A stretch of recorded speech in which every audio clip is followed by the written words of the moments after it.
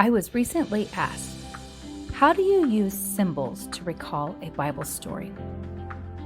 Some Bible stories are more difficult to recall than others because of abstract ideas, lists, or repetitive dialogue. And even non-narrative passages are not easy to internalize because they do not follow the natural flow of a narrative. This is when it is a good idea to use symbols to help with recall. We will use John 3 as our practice story. Did you notice that I chose to divide it into 5 storylines? I kept my symbols simple and consistent because this is what helps me with my recall. Symbols are not meant to be masterpieces that draw the masses to your art, but simple story prompts to help you internalize the passage. It is not intended to be what you will use when you go out and tell your story. It's personal to you. Your symbols will not carry the same meaning for someone else. For example, in order to remember that Nicodemus is a Pharisee, I put him in a triangle pointing downward to illustrate that he was a religious leader focused on man's rules.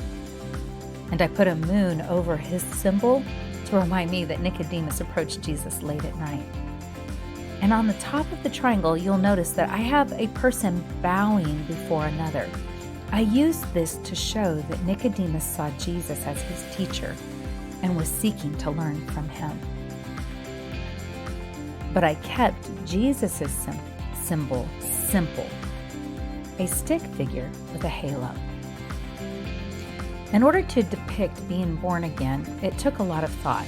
I chose to use the theta symbol for God because it looked like an egg, which is the symbol for birth.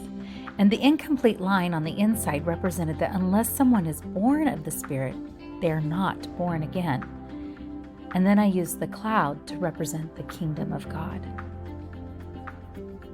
The question mark I put inside the born again symbol represented that Nicodemus was asking, how can someone be born again? And then the use of the born again symbol and a water droplet reminded me that we must be born of water and spirit. I drew the wind bigger because there was more information about the Spirit, and I wanted to remember that it's like the wind that blows wherever it pleases. And then I put the question mark inside the wind and Spirit as a symbol to remind me that Nicodemus said, how can this be? While the question mark over the symbol of Nicodemus represented Jesus asking, how is it possible that you, as a religious leader, do not already know this? For the next division in the storyline, I noticed that it's only Jesus speaking. So I put each symbol inside a speech bubble. And the one with the eyes represented that the Jews speak from what they have seen and know. And for me, using the no symbol with the quotations and ellipses was the perfect way to represent that the religious leaders did not accept their testimony. And then to show that the people were not believing what Jesus said about earthly things, I used a tree. For me, a tree is one of God's most beautiful examples of earthly things that He created. And again, I used the cloud symbol to represent that they did not believe Jesus when He spoke of earthly things, so He would not believe when He spoke of heavenly things. And then I have a little man running up the stairs with a no symbol over him, representing that no person has ever been to heaven except the Son of Man. And I have Jesus standing at the top of the stairs and with a cloud over him, representing that He is the only one that has been in heaven. See, some symbols are easy to choose because they are widely used already, like the snake on the shepherd's staff for Moses, or the figure on the cross for Jesus, or the ichthus for believe. Jesus on the cross with the Trinity symbol signifies that anyone who believes in Jesus will have eternal life. I had a harder time picking this one, but I liked this symbol because the Trinity symbol is created from 3 believe symbols.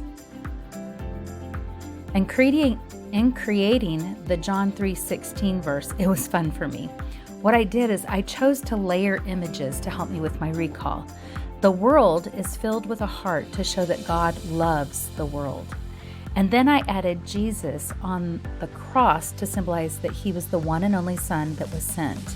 And then again, I used the Trinity symbol to represent that if we believe in him, we will have eternal life. In the next storyline, the theta symbol with the arrow pointing at Jesus on the cross illustrates that God sent Jesus to the world. The no symbol over the world is a reminder that God did not send him to condemn the world. On the next image, adding the Trinity symbol and removing the no symbol over the world illustrates that God sent Jesus to provide eternal life. By now, you can see why I chose to use divisions and symbols to help me with the recall. Did you notice that there are many different ways eternal life is repeated in this passage? The ichthus symbol and the Trinity symbol remind us again that the one who believes in Jesus will have eternal life. Likewise, the ichthus and the Trinity symbol covered with the no symbol illustrate that those who do not believe in God's one and only Son are already condemned by their unbelief. And in the last storyline, I used a light bulb to help me convey light. So the light bulb over the world shows that the light of the world came to earth. I like it when a symbol is easy to choose, like a light bulb. It's always best to keep your symbols simple. While man's love for evil is represented by a heart surrounding an evil face, and this is to show that man chose darkness instead of the light. While the choice to not love the light is a light bulb scratched out. I use this to help me remember that those that hate the light fear that their evil deeds will be exposed, while those that love the truth go into the light, so what they do can be seen. Their good deeds are represented by a heart inside a light bulb. And you can find the story of John 3 in a link below. Let me know if you use symbols to help you with Bible story recall. Using symbols to recall Bible stories is a great way to help you to be in the Word, be with Jesus, and be transformed. Shalom, y'all.